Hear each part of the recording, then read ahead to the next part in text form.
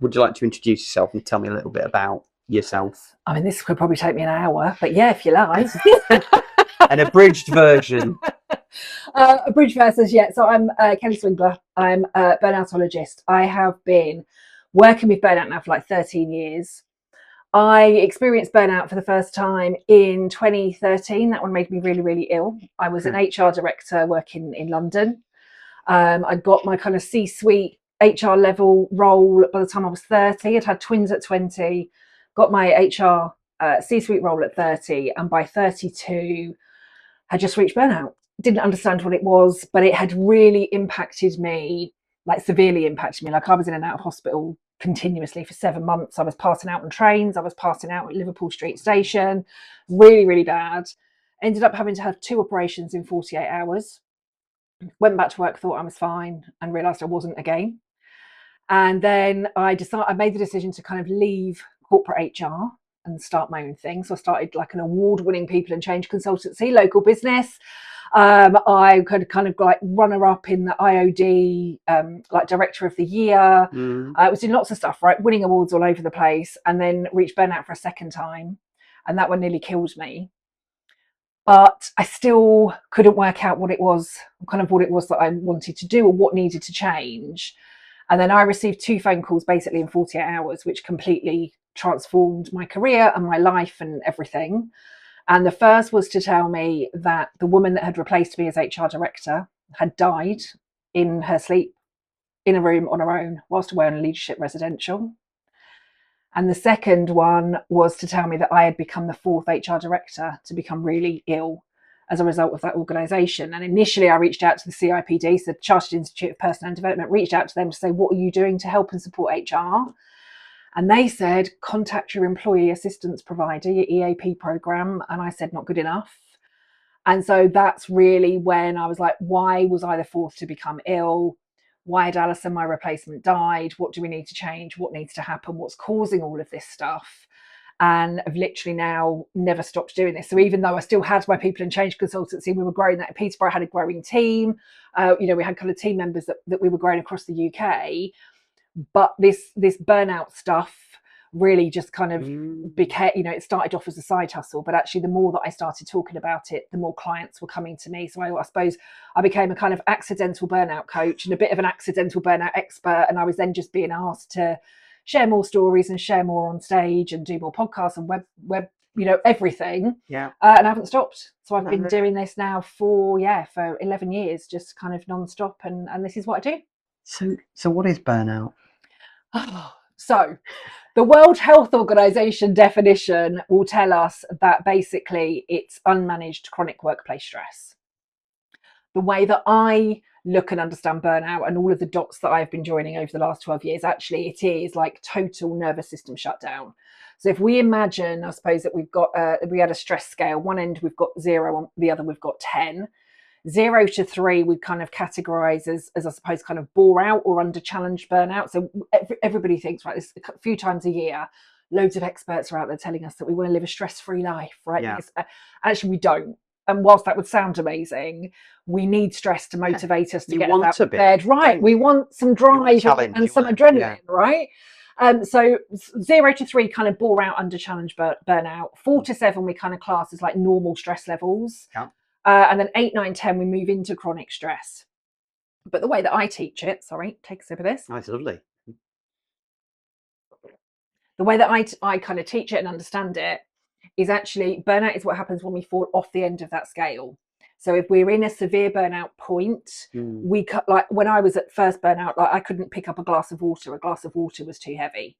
I've had clients that have spent 6 weeks staring at blank walls, unable to move. I've had clients that have had strokes and heart attacks. Again, they've been passing out all over the place. Clients that have created autoimmune conditions as a result of it. Like it literally is our entire body. We have been living with almost kind of in survival mode of really, really severe stress levels for a really long period of time.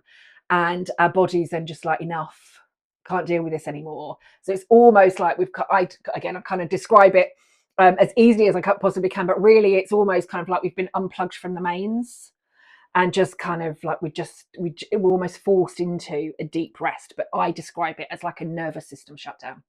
And this can happen to anybody, Anybody, yeah, everybody. nobody is immune. Absolutely nobody is immune to it. It does tend to impact more kind of high performers. Yeah. So high performers, type A people, people pleasers, perfectionists. We can tend to be those that kind of can reach it more, but it can impact anybody.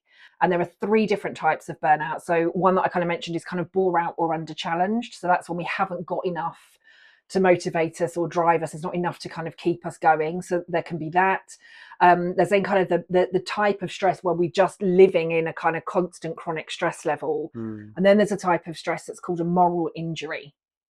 And what moral injury is, and we see this a lot in kind of education, we see it a lot in healthcare, legal firms, even in the HR professional. Moral injury is actually where we're kind of working in organizations or structures or processes that are so like misaligned to our own values. Okay. So kind of like my values say I want to put patients or students first, but the systems and processes say actually it's all about numbers or budgets or all of that kind of stuff. So or triaging where you've got to decide between totally. So moral injury is definitely becoming one of the fastest growing types of burnout and has been since kind of 2020.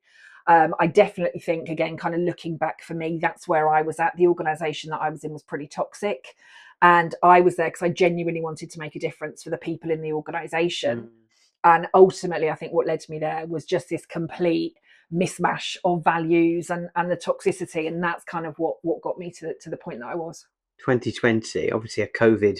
Yeah, huge. And you mentioned that must have had an enormous effect on the social and psychological well-being of a lot of people. Massively. I mean, I was working with a lot of NHS consultants, registrars, nurses, matrons. I was doing a lot of coaching for kind of the NHS during that time.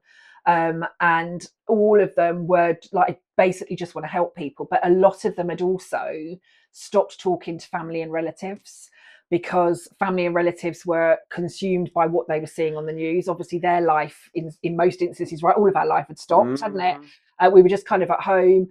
Some people had relatives that thought the whole thing was made up anyway. And they're like, I've just spent all day in kind of critical care and I've lost X amount of patients and it's not.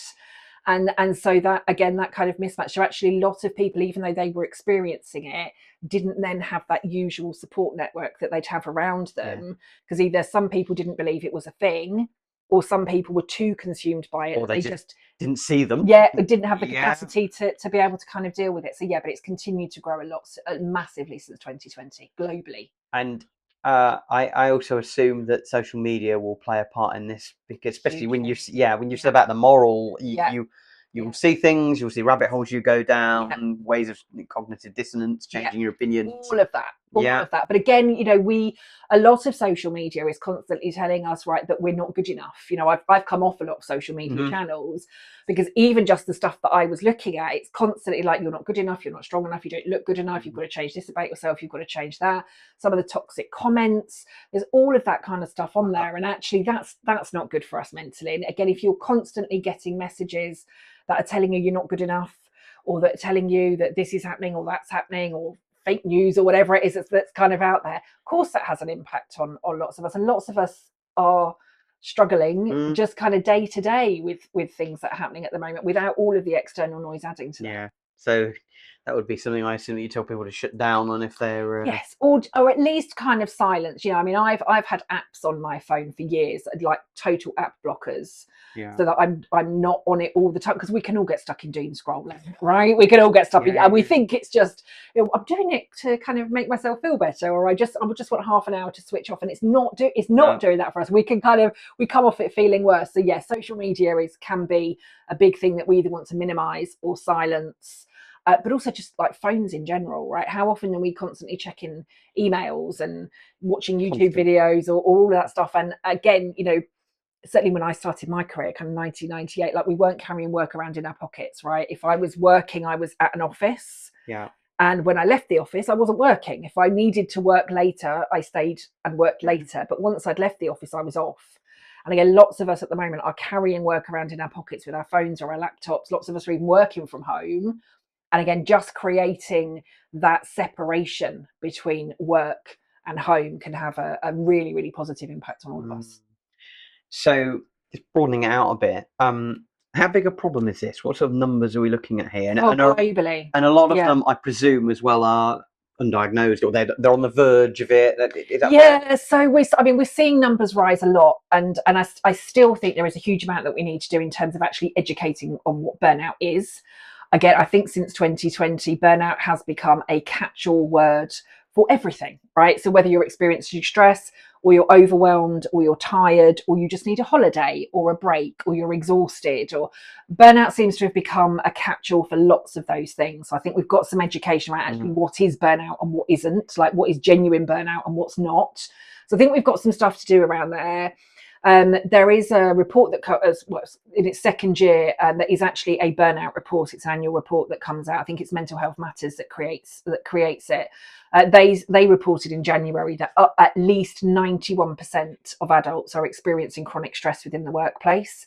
As a result of that, almost that same amount of people have 91% of adults, working adults, are experiencing or have experienced really kind of chronic workplace stress over the last 12 months.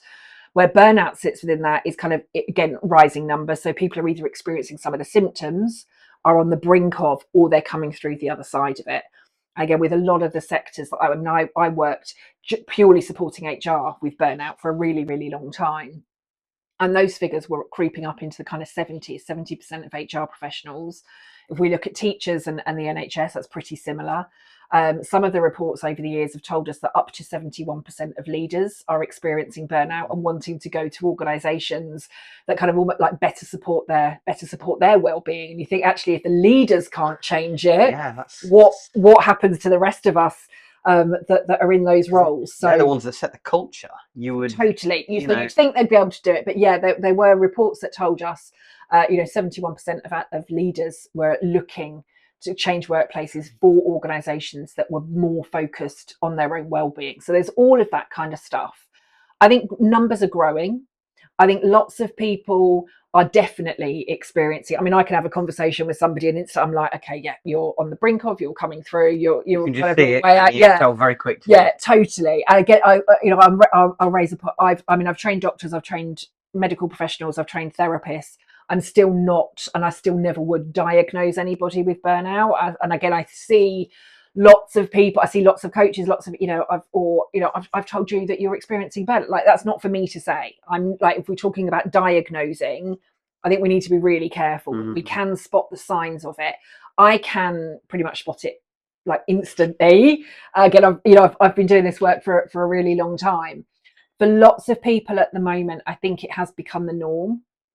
And lots of people, when I kind of mentioned that scale earlier, I think lots of people are almost kind of in this habitual burnout cycle. They're constantly living in that 8, 9, 10. It's become their normal. Their capacity, therefore, for stress and overwhelm and all that stuff has just shrunk. So it wouldn't take a lot for anybody to kind of fall off the edge. 11, yeah. So we're seeing lots of that stuff happening. But I think we're also at a point where so many people are worried about finances, or they're worried about, how they're going to pay their bill. I continue to keep seeing, news and articles about people that are, really, really experienced professionals that are really struggling to get jobs at the moment. Job market is a struggle for everybody. Yeah. Lots of people are worried about leaving jobs. Burnout also doesn't just affect those of us that are in the workplace. It can impact us as parents. It can impact carers. It can impact those of us with additional, caring responsibilities. We could be in an amazing job that we absolutely love, but we might be caring for children or aging adults and aging parents, and that's having an impact on us as well. So we are genuinely, like, none of us are immune to it. And I think it's just continuing to grow and grow and grow. And I mean, I would still love to think that we can prevent it as much as possible. Like, prevention is still like the thing that gets me out of bed in the morning, because I genuinely would never want anybody to experience what I went through. No. I also, the more that I kind of speak to people and the longer that I do this work, I think for lots of people, we're past prevention. And now we've got to get into actually, how do we stop you getting there for a second time? How do we create change? How do we do more education? How do we support people better through recovery, and really start to kind of make some change for there? how do you get involved then? So does an employer come to you? Does the person themselves come to you? How does it work? How do you usually get Yes, and involved? all. Yes, Yeah. and all. So, yeah, over the years, I've had organisations that have approached me to run awareness sessions, burnout sessions, and or to do one-on-one work with individuals within their organisation. Latterly, I think I realised I was getting to capacity, and burnout coaching in itself and talking about it all the time. You need a certain energy level to be able to kind of maintain that. So I have started over the last 2 years. I launched what's called the Burnout Academy, and I now train HR professionals and coaches in how to spot it and how to deliver it, how to kind of make that difference. So a lot of it is, some of it can be individuals that have come to me, some of it's via organisations. More so now, it's other coaches and HR professionals that I'm training to then kind of go and deliver the work. And really just kind of continuing it that way. I also think, though, what's quite interesting, and it really kind of changed how I was delivering a lot of sessions over the years, because I get organisations that, Kelly, could you come and do an awareness session for us? And I remember one session that I did. It was for a consultancy, and they had just done like an annual kind of wellbeing engagement survey. And I think like ridiculously high numbers of their people had mentioned burnout for the first time in this survey. So I was then recommended to kind of go and do this workshop. So I'm delivering them this virtual workshop, and I always kind of keep my workshops like really interactive. Like there's no PowerPoint. It's kind of, but we keep it as interactive as possible, and do these kind of talks. So I asked some questions at the beginning of this workshop, and I remember I asked the kind of group firstly to get an understanding of what they already know about burnout. And one question was like, what's the number one cause of burnout globally? Right, let's kind of have the conversation. And every single person that was on this chat kept typing in the name of the CEO in this chat, and I was a bit like, okay. Uh-oh. So I'm kind of like raking light, we've kind of got some issues here. Anyway, the person that had kind of brought me in like turned the chat off, and there was a bit like, I think we'll pick this up later.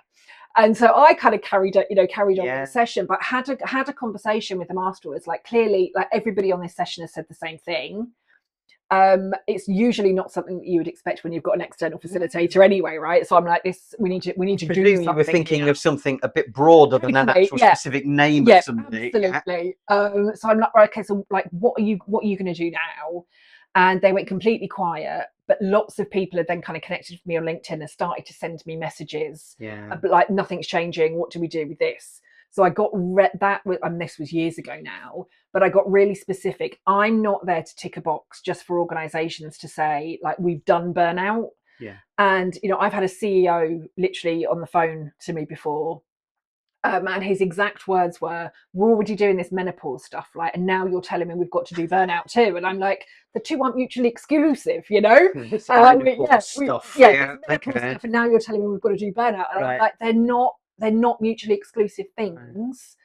And but I'm really keen and really clear now that if we're doing an awareness session, there needs to be the follow-up, because if you're in a session with me, your people are going to be telling me, this is what I'm feeling, this is what I'm experiencing, this is what we think the cause of it is internally, because of the way in which I run the sessions. Again, I'm not there to tick a box. So I then want to know what you're doing after we've raised the awareness, right? Because if I'm telling your people this is burnout and 90% of them go, that's me, what's then going to happen? How are you going to help them? How are you going to support them? What are you going to change? What are you going to listen to?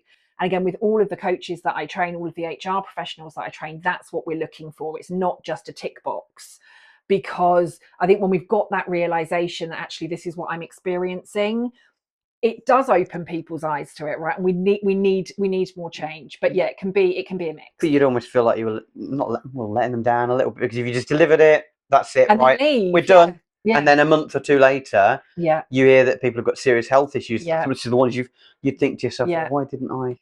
Do something about it. That's why I pressed them to totally do the follow-up. Right. Yeah, totally. And so that's, I won't just do like a session, and burnout isn't a one and done. It can take a very long time for us to reach burnout, and recovery can take years.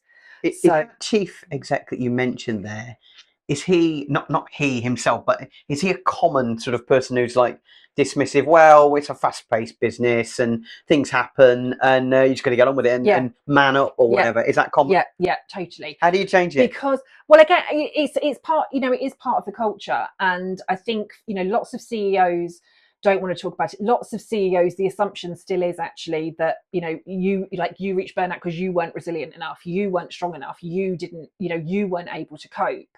And actually, burnout is a systemic issue. Like, burnout is the outcome of something systemic. It's not because I wasn't resilient enough, or I wasn't strong enough, or I didn't know what I was doing. It's as a result of things that are going on, like, systemically. And so we need to change what's going on underneath there. Like, what are the root causes? What is causing this? And again, there was another research project that kind of concluded earlier this year, and it's looked at the details of, I can't remember now if it's 8,000 or 80, I think it's 80,000 people that it's kind of looked at. It's culminated lots and lots of research reports from over the last 60 years. But basically, in addition to like toxic workplaces being the number one cause of burnout globally, they've been able to pin it down to say that actually it's like unclear job expectations, so a lack of clarity within the role is, according to all these papers and all the research that they've done, like that's the number one leading cause of it. But of course, that's a leadership thing, right? If people haven't got clear expectations, if they don't know what the goals are, what the strategy is, what the steps need to be, what they need to be doing, that's a leadership issue. That's not because I'm not resilient enough. And so getting leaders to really understand that, but also for some, I mean, sadly, still, some CEOs are not people focused enough. They're still only looking at the bottom line and the money. And so actually, even if we can talk to them about burnout from a bottom line perspective, right, this is going to cost you tens, if not hundreds of thousands of pounds. Yeah, totally. Or even if people leave, if somebody goes off with burnout related absence, they could be off for anywhere between 3 months and a year. If you're losing that person for the business, and like they're likely to be one of your key players as well. Yeah. And then you've got to kind of find someone to fill the gap, or you're just expecting another person to pick up that role. That's going to have a knock-on impact. So even if you do not care about the people, I guarantee you care about the money. Yeah. And so it's just understanding really that CEO's kind of love language, if you like, right? Is it people that matter, or is it the finances? Get into that part of it with them, and then start to have the conversations from that perspective. But yeah, I mean, CEOs kind of brushing it off like it's not a thing is very common. That said, there have been some amazing CEOs that have come to me to say, I'm worried about some of my C-suite, I'm worried about some of my leaders, could you run some sessions for us? And so there are amazing CEOs out there, and they're not enough of the amazing ones, is probably what I would say. It's difficult to turn off for people sometimes, isn't it, totally. As well? Yeah. You get, I mean, we all get it, like checking your emails while you're on holiday. Yeah, totally. Or at 2 a.m. Yeah, and sometimes that's an expectation. Yeah. Well, that's the thing, isn't it? Because some bosses think to themselves, I've made these sacrifices to get to this level. Yeah, and you must do and I want my next in line, my vice, to do the same thing. And then that culture spreads down. Yeah, totally. Yeah, totally. Goodness me. Yeah, and okay. Are there any personalities, you mentioned sort of some that are very susceptible to burnout. Are there any that just don't seem to? Do you see people who just never seem to get burned out? Is there the flip side of that? I've been doing this for like 12, 13 years now. And what I have got, I suppose, is what I call my kind of burnout equation, right? Which is toxicity minus sense of self equals burnout. Right, so toxicity minus sense of self equals burnout. And toxicity could be workplaces, relationships, habits, patterns, behaviors, thoughts, lots and lots of different things. And then you've kind of got sense of self. And I think for lots of type A perfectionist people pleasers, the people that want to get ahead, all of that, sometimes we can lose ourselves in the toxicity. We can maybe sacrifice our own values for the good of the organization. Sometimes we can lose ourselves because we just want to get the work done. I think what I find more, the people that really don't get to that point are probably, those that are like really, really laid back. Yeah. But they've also got like really, really strong values, strong boundaries. And, you want me to work until 5:30, not happening, right? I finish at 5, I'm going, right? They're brilliant at just being able to switch off and leave it. Yeah, will not think about it again. Won't want the conversation, are just like, I'm done.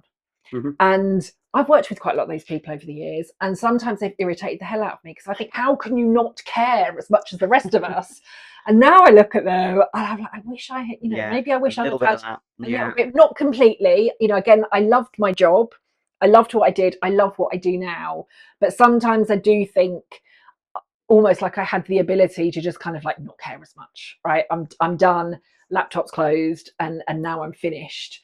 And again, I think that's why I suppose the mission piece for me and training more coaches and leaders to really do this, because again, particularly when I got that phone call about Alison and the replacement that died, I did almost like I shouldered a lot of that responsibility, like for her.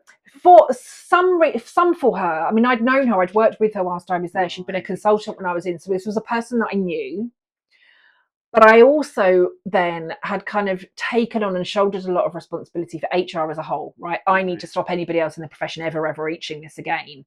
And the more people that I was coaching, rather, the more it was kind of not in a, as a coach, I'm not there to kind of rescue or save, but there was a part of me that's like, I've got to stop the person getting to this point. I've got to stop them experiencing that. And you shoulder a lot of that responsibility. And I think even as we said, with that organisation where everybody's kind of naming the CEO in that place, as we said, right, if I'd have walked away from there and something had really badly happened, like gone wrong, I would have taken that level of responsibility. The more coaching that I do in this space, the more I take on that responsibility. I've coached over 700 leaders in this space now. That's a lot of coaching hours and a lot of time and a lot of energy to hold for people. And I get a lot of feedback that, you've saved my life, you've transformed my life. Even some people that, like, we've read the book and that saved my life. I heard you speak on stage and that has absolutely transformed my life. Even just some of that feedback, I'm like, I've got to keep going, right? I've got to rescue more people. I've got to save more people. I've got to stop more people getting to that point. And then I think there is a realization, I can't do that. I can do what I do. My mission, still very much, I want to stop burnout. I don't want anybody to ever have to experience it. I can't control it. I can't take responsibility for any of that. I can just keep educating in the very, very best way that I can. And I can keep having these sorts of conversations to try and raise the awareness, but I cannot stop it. And again, that was almost, I don't know, a bit of a kind of, I can't stop it, right? I cannot be responsible for the global, almost like global epidemic, right? Of burnout. Right? Like, that's not my responsibility. You could just go forever, couldn't you? Totally, yeah. You've said you've 700. There's probably 7 million across the world. Businesses that could do with your work. Yeah, and I can't shoulder that. So I think I've definitely got to a point of, like, I need my boundaries. I need to be able to close the door and say, I'm done with work for the day. I'm done with work for the week. It's now weekend. This is what I've got to do. But again, it's taken me a really long time to get there, because again, we get told, certainly I did, like no rest for the wicked, right? You've got to keep on working. You've got to put other people first. You've got to keep doing all of this. And I've done my share of all of that now. My non-negotiables, my family time, my time for myself, absolutely so important.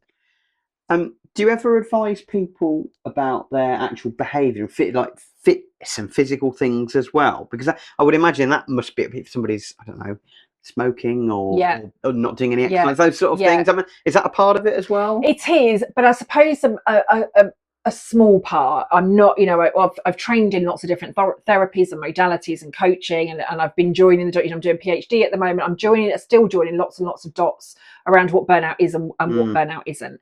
Self-care and well-being, absolutely key.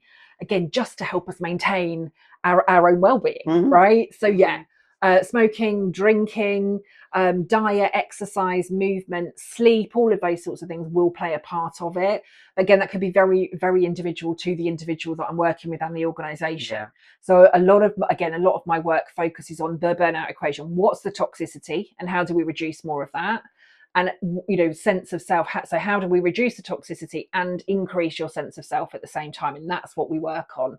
And sometimes the toxicity is not enough exercise, too sedentary, smoking, drinking, eating the wrong thing, not getting enough sleep, all of those sorts of things. Of course, we want to change that.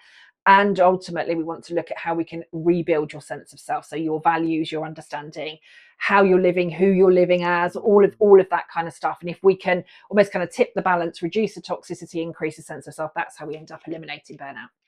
And you mentioned you have children. Yeah. And yeah. is this a problem you see down the line that will grow with our young people at the moment? Because if you say it's getting worse, we've mentioned social media, Yeah. stresses, Yeah. things like that. Yeah. We've also mentioned the fact that the workplace is very difficult as well in getting into it. Yeah. And then you might want to make sacrifices that are not good for your health to stay where you are. Down the line, you can see it getting worse. Yeah, I mean, again, I think it very much depends on the sector, and I think it depends on the organisation. So my twins are going to be 26 this year. One of them works as a quantity surveyor. He goes to work, he takes his lunch, he comes home. He's brilliant, and he's done that actually as a degree apprenticeship as well. Yep. We go to his graduation next week, which I'm very much looking forward to. But he's been able to do his degree and his apprenticeship at the same time. He's been very, very good in setting those boundaries, and I think also from a mum's perspective, making sure that I see some of those boundaries set. And if I start to kind of see things creep, we'll have a conversation. I've got another son that's in the Navy, completely different working hours, completely different lifestyle, completely different everything.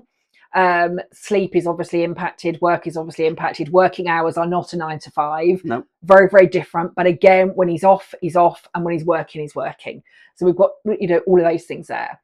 I've then got two bonus sons, but my two stepsons. One of those is 23 and one of them is 15. They are, all of them, amazing at, these are my boundaries. I'm not doing that because it's out of hours. I'm not doing that because it's this. I'm not doing that because it's that. And I think if we can maintain that for them, we can absolutely eliminate burnout from spreading down into the generations. But I think the organisations that they go into and where they work and how they work, of course, are going to play a part in that. Social media is definitely having an impact on mental health. We have lots of conversations about that in the house. What we're watching on TV, what we're consuming, how we are behaving, how we're having conversations with each other, all of those sorts of things. But again, I mentioned, right, it's summer holidays. My youngest stepson's here with his girlfriend today. I sat here just kind of working away, doing what I do. Like Mondays is my kind of biggest full on work day with training. He's come over to make sure, he bought me lunch over with a drink. Like, you need to have a break, you need to stop. I hadn't even noticed the time I'd have carried on going. And I know what I'm doing, with this work. And he just has a very different way of setting boundaries and understanding what it is that he needs. So I think for some, and that, again, that's not for everybody. And I think, my partner and I both class ourselves as really lucky that between us, our 4 sons are very balanced. They know what that proper self-care looks like. We also have friends whose kids are struggling at school and not able to set boundaries. They are spending too much time on social media, or they're being bullied, or they don't quite know what that looks like. And in those instances, unfortunately, those kids are having to work harder and trying to prove themselves, and toxicity is increasing, sense of self is decreasing. So I think, again, it's for all of us, I think, to understand what needs to change. And I think if all of us could almost kind of pay attention to the burnout equation and continue as much as we can to reduce the toxicity whilst continuing to build that sense of self. Certainly for me, I was probably 28 and, in a kind of management role before anybody had a conversation with me about, like, who am I and what are my values and what matters to me. Because, we're born into families and we're told these are the family values. We start school and we're told these are the school values. We start workplaces and we're told these are the workplace values. And you must just adhere to all this stuff. And I think, again, when we get to burnout, there is this, like, who am I question, right? I don't recognize myself anymore. I don't know who I am. And sometimes when people come to coaching, even to coaching with me after that first burnout, they're like, I have no idea who I am. I don't know who I am. And we've never asked any of those questions to anybody, because we just assume that you will just fit into the values of wherever you are. I think if we could start in families, in schools, and in workplaces, when our kids are starting to go into the workplace, if we could start having conversations then about your values, how you like to work, what matters to you, what gets you out of bed in the morning, all of those things, then I think we'd really, really start to see burnout shift. Okay. So you've obviously travelled around the world. Yeah. Any local ones? Peterborough area. I'm sure some have come to you over the years. Not so much. I've done over the years. I've done a little bit with Bauer. I did some stuff with News UK. Many moons ago, did a little bit with kind of BGL. But most of my clients actually are kind of national. Work with national charities. Work with national retailers. Done lots with kind of global organisations. So I literally do work with kind of big. And either big national or big multinational organisations, and or mostly over the last kind of 3 or 4 years, just individuals on that basis. But yeah. Okay. If you think burnout is coming within yourself and you feel it, what should you do? How should you approach it? You've got to make some change. You have to make some change. Literally have to make some change. And when I say that, and I think if I can, there's a couple of things that I want to kind of pinpoint here. I think I've mentioned earlier, right, I do not diagnose, but even having trained doctors and therapists, medical professionals, I do not diagnose. I'm seeing lots of people having conversations that, like, you're at burnout, or people are like, this person told me I was at burnout, this happened, they're at burnout, and we've got to stop doing that. But I think what we can do. Who is that diagnosing? Who are they? It can be coaches, it can be friends, it can be managers, or somebody leaders, who's just read something in an article. Totally. And it's like, you're at burnout. And I think we have to stop that. What I say to people, so firstly, if you think you are seeing signs and symptoms of burnout in somebody, loved one, colleague, friend, family member, whoever, we do what I call kind of breadcrumbing. And what I mean by that is, I've just seen an amazing podcast, and take a listen to this, or we're talking about it in team meetings, or we're recommending blogs or videos or podcasts or books or something, so that people can start to join the dots for themselves. And then they say, like they do if they see me speak on a stage, like, that's where I'm at. Right, that's a constellation of things totally together. Yeah.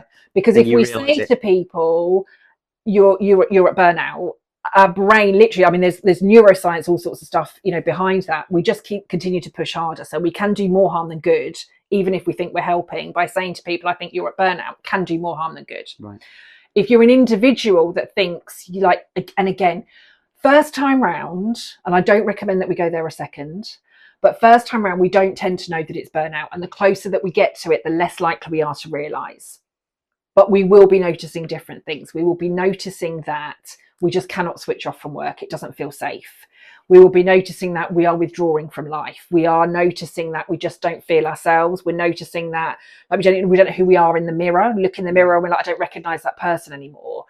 That's the point. The first thing really that we need to do is just stop and take a break. And it will, everything within you, your body, your brain will be telling you it's not safe to take a break, and it won't be safe to stop. And if you take some time off, you might end up getting the sack, or this might happen, or this might happen, or this might happen.